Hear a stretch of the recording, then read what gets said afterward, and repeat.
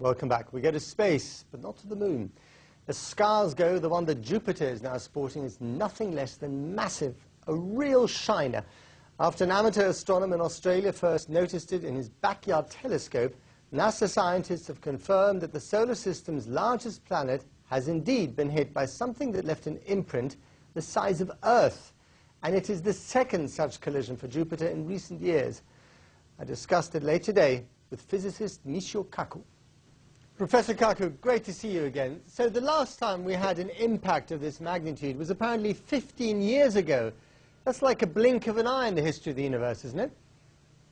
That's right. We used to think that once every 1,000 years we would have an extraterrestrial impact like this, and now we had two in 15 years on the anniversary of the Shoemaker-Levy 9 impact. Amazing.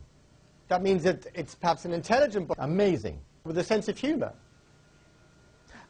Possibly. A good thing it didn't hit the Earth, by the way. The Earth would have been a sitting duck for an impact of that nature with enormous consequences. And I gather the reason why it may not have hit Earth is because Jupiter acts like a very large goalie in the universe, in the galaxy rather, with us being the net. So when it catches the balls, in other words the meteorites, we're the guys who are safe. Is that right? That's right. Jupiter's like a vacuum cleaner. We need Jupiter. Without Jupiter, the Earth would be hit every week, every month by gigantic meteors and comets left over from the debris of the solar system. So Jupiter helped to clean out the solar system billions of years ago, and that's why you and me are here today on the Earth without being hit by a meteorite today. I have to say, I never thought of Jupiter in that light, but I will do from now on. Tell me, how big was this thing? Well, if it was like what happened 15 years ago, it was about a mile across, came in at about maybe 100,000 miles per hour, and created an impact, a fireball the size of the Earth. If it had hit the Earth, it would have devastated the entire United Kingdom, wiped out most of the Northeast, Washington, New York, Boston. This was a very large city buster if it had hit the Earth. And since it's hit Jupiter, what kind of damage would have it created there? Well, if we could judge from what happened 15 years ago when 20 comets slammed into this gigantic planet, we once thought that it would be nothing. Jupiter is so big, it would be like a mosquito bite. We were wrong. We now realize that the fireball created by an object just a mile across could be the size of the planet Earth. So we had to revise all our estimates of what an impact would look like if something were to hit the Earth, and also the frequency. 2 events in 15 years. That is incredible. And what exactly was it made of, this thing? Well, we're not sure. Probably ice. Comets are like frozen ice cubes from deep space, mainly made out of dirt, debris, and ice left over from the beginning of the solar system. So they're like a time capsule. That's why we love to study comets. They tell us about the original solar system 4.5 billion years ago. So if one of these things of this size hits planet Earth, God forbid, we wouldn't stand a chance, right? Not a chance. Forget Hollywood and all those movies. The space shuttle simply goes around the planet Earth. It doesn't go anywhere. A comet coming in from deep space would be far beyond the capabilities of the space shuttle. We'd be sitting ducks. There's virtually nothing we could do except pray. Well, or pray to Jupiter, or thank Jupiter for that matter. That's what we're going to do tonight. Thank you very much, Professor. My pleasure. And one last note from deep space tonight. The crew of the Space Shuttle Endeavour took time out of their busy schedule today to talk to young people on YouTube. Where else? Among the many questions answered was, what do you do when you have to sneeze in a spacesuit? The answer, aim well. And the shuttle crew will get a chance to apply that very specific knowledge again tomorrow when they take their 3rd scheduled spacewalk. From natural menace to natural marvel, in much of Asia today, people were gazing upwards. The longest total solar eclipse of the sun that this century will see was viewed by millions. It began in India, moved to southern Japan, and then on to the Pacific Ocean. Spectators vied for the best view that they could get, and a group of eclipse chasers even took to the air. The BBC's David Shukman reports on the celestial spectacle. Live on Indian television this morning, an event in the heavens inspiring fear and excitement. Just after dawn, millions gathered beside the country's great rivers. For some Hindus, the gradual darkening of the sky offered the chance to wash away their sins. The prayers never stopped. This was the longest eclipse of the century, a hugely significant moment with the sun reduced just to a flickering ring of light.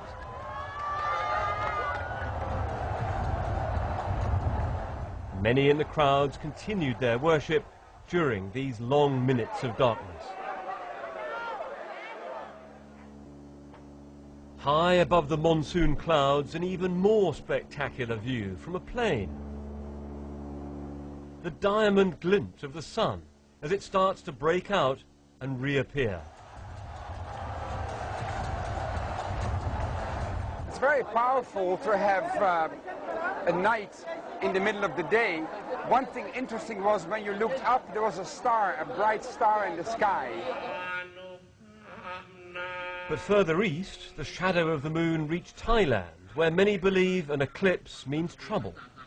This ceremony is for protect our country because it is the time of a very bad time, bad period. Across Asia, this was a memorable day. And the next eclipse this long, not for 123 years. David Shookman, BBC News. To a rather important anniversary. Two of the astronauts who took part in the first moon landing 40 years ago have called for renewed efforts to send a manned mission to Mars. Neil Armstrong, the first man on the moon, said the race to get to the moon had been the ultimate peaceful contest. 40 years ago today, Armstrong, of course, declared one small step for man, one giant leap for mankind. And to mark the anniversary of the first manned moon landing, Neil Armstrong, Buzz Aldrin and Michael Collins will be honoured at the White House by President Obama. Our science correspondent Pallab Ghosh remembers the day that human endeavour reached new heights. It's one small step for man, one giant leap for mankind. Humanity's finest moment. Neil Armstrong becomes the first man to set foot on the moon. He's followed by Buzz Aldrin, and together they claim the lunar surface. It began at the Kennedy Space Center on July 16, 1969. We have liftoff. And so begins a journey that will change the world forever. Neil Armstrong and his crew are on the ride of their lives. 4 days later, and 40 years ago today, they orbit around the moon. Last night, Neil Armstrong relived that historic moment. That same day, Apollo 11's lunar module, named Eagle, made a smooth touchdown on Luna's Mare Tranquillitatis, fulfilling the dreams of those hundreds of thousands who had devoted their lives to that project for nearly a decade. Tranquility Base here. The Eagle has landed.